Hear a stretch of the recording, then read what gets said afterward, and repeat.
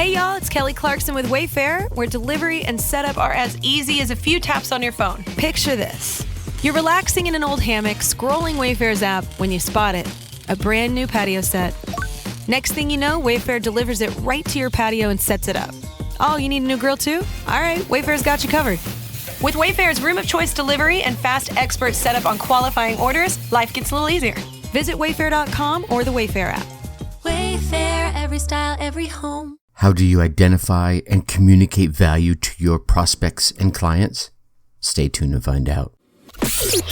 Welcome. Okay, here's the question. Serious? How are we dark horses? You know, the ones everyone is betting against, the ones they don't expect to win, place, or even show on the track, and they'll even laugh on us when we talk about trying.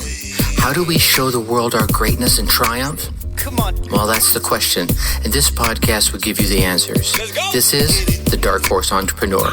My name is Tracy Brinkman. And push it out. What is up? What is up? What the hell is up, my Dark Horse friends and family?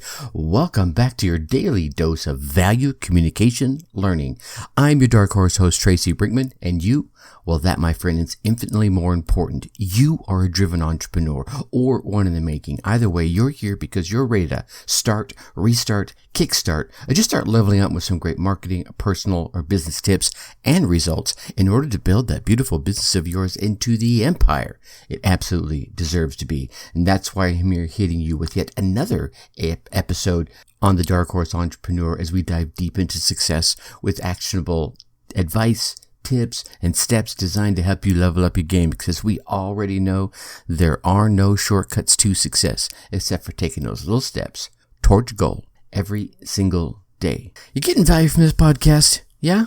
I go, well, good. That's awesome, man. I really hope you are. I try to bring value with every episode of this, including the amazing guests I'm lucky enough to bring on here. And if you could just take a moment, go on down there, hit that subscribe button, drop us a 5-star rating, and of course, leave us some kind words in the reviews. These subscribed rating and reviews tell those podcast platforms out there that you are getting some value from the words you are hearing here. They lift us up a little bit in the rankings so that we can reach more driven entrepreneurs just like yourself. So if you are getting that value, and I know you are, yeah, all right, take a moment, show the love, and help spread the word. I appreciate you. So back to the question of the day. How do we identify and communicate value? You see, that value, man, what a great word that is, because the perception of that value to your audience, to your tribe, is probably one of the most important elements in your pricing. Because if your prospects and clients and customers do not think they're getting value for their money, you have no pricing position, no pricing power. You won't be able to increase your prices, even if you just want to, or because you want to drive some profitability to absorb some more costs for some value that you're giving. And you'll start losing customers if you do raise the prices.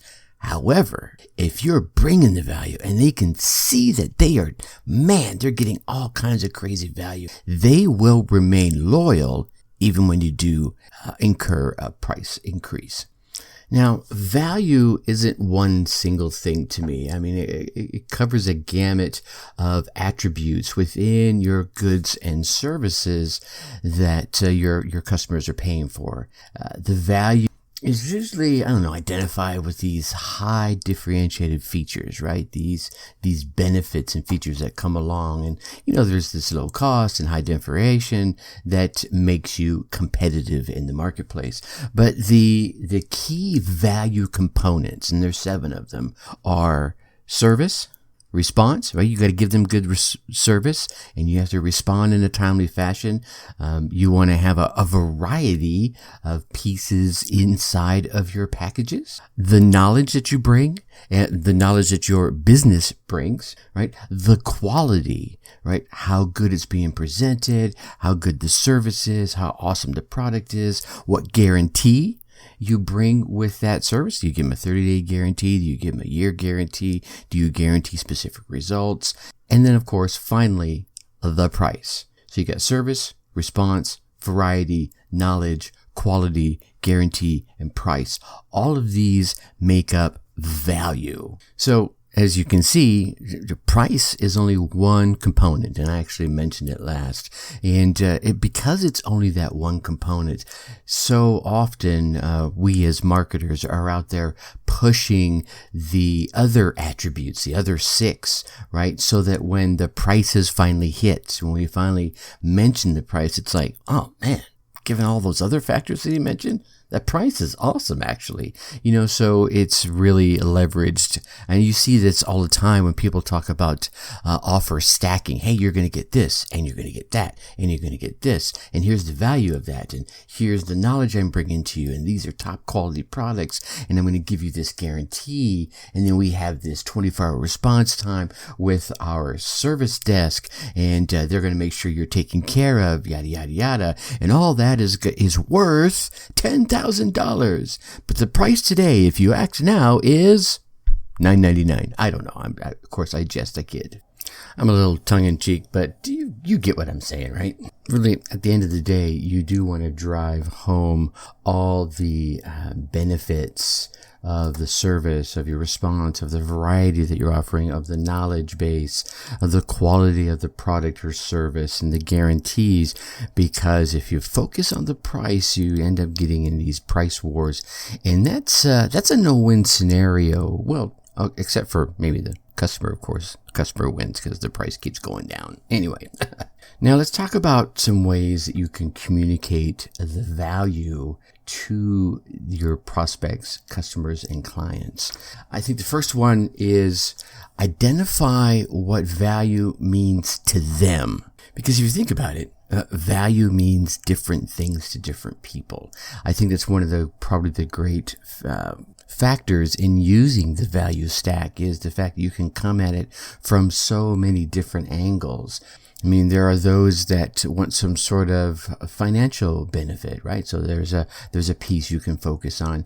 Other people have a responsible nature, so they're looking for, are you a responsible business person? Other folks are looking for product value in terms of convenience, right? Or they're looking for high quality, or they're looking for the best return for their price. I don't want to say they're looking for the lowest price, but sometimes that is what it is they're looking for.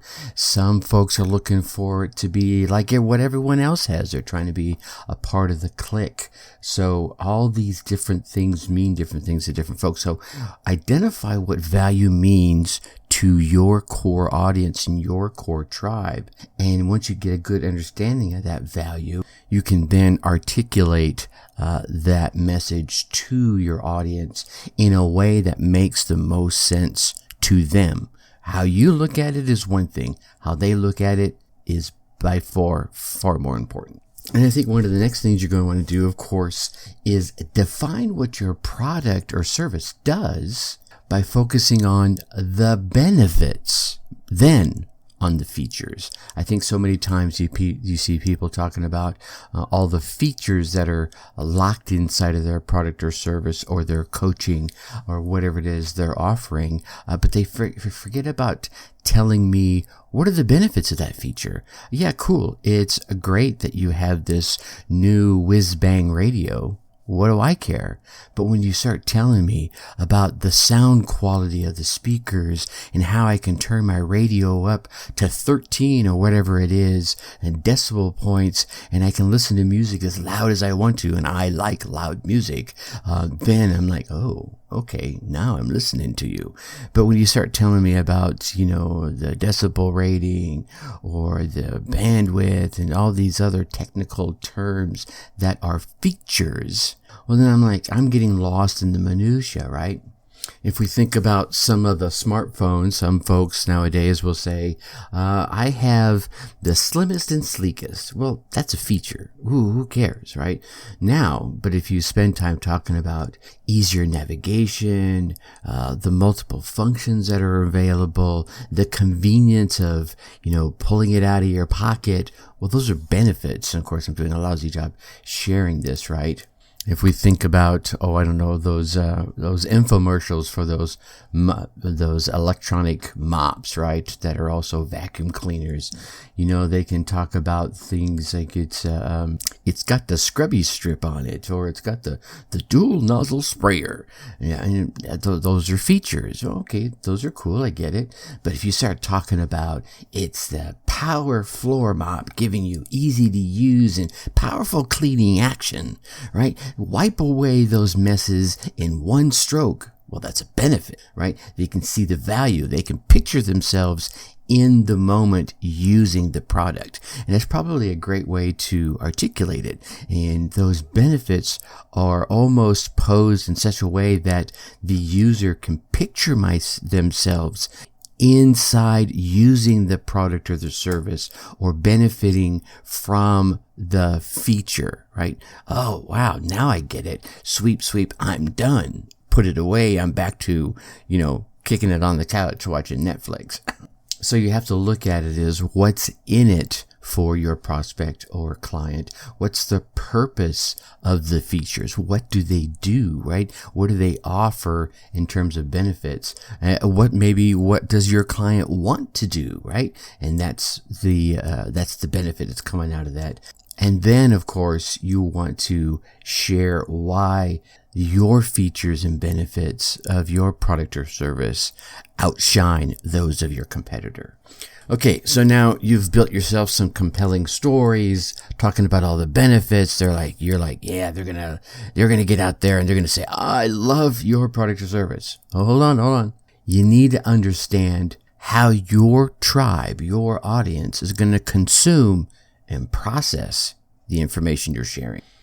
Some folks, they enjoy the webinars, right? They enjoy listening and seeing someone present the content in a visual format. Other folks would much rather just get a quick, simple bullet email. Other folks are more in the auditory. They just want to get me the message in a podcast, short, succinct. Just give me the highlights, man. Give me the good stuff, right? Don't give me all this extra fluff, right? So you probably want to take your message and mold it into the different formats. Or if you find that your core audience really resonates with a specific type of format, make sure you take all that great benefit content and feature content and price content, all the value aspects, and push it into that medium. And here's the thing, it may not be the medium that you prefer. Just because you love it, right? I love getting on a microphone and blabbing. Not everyone likes listening to someone blab on the microphone. So, just because I love it doesn't mean my entire tribe loves it. So you need to take the time to understand your audience and your tribe and share that information in a way that they will best absorb it and process it. And then inside that message, obviously you want to communicate how all those benefits and features that are packed inside your product services offer your clients or actually fulfill their needs and creates value for them, right? When you can develop that style of message that resonates with them and calls them to action, then you're firing on all 8 cylinders. But you want to keep the messages simple and consistent. And then obviously you want to make the messages stick by telling stories, adding visuals if the medium you're using allows for that, evoke some emotion, and inspire them with the stories that you're telling. I don't have a story to share with you at this particular moment, which is my fail.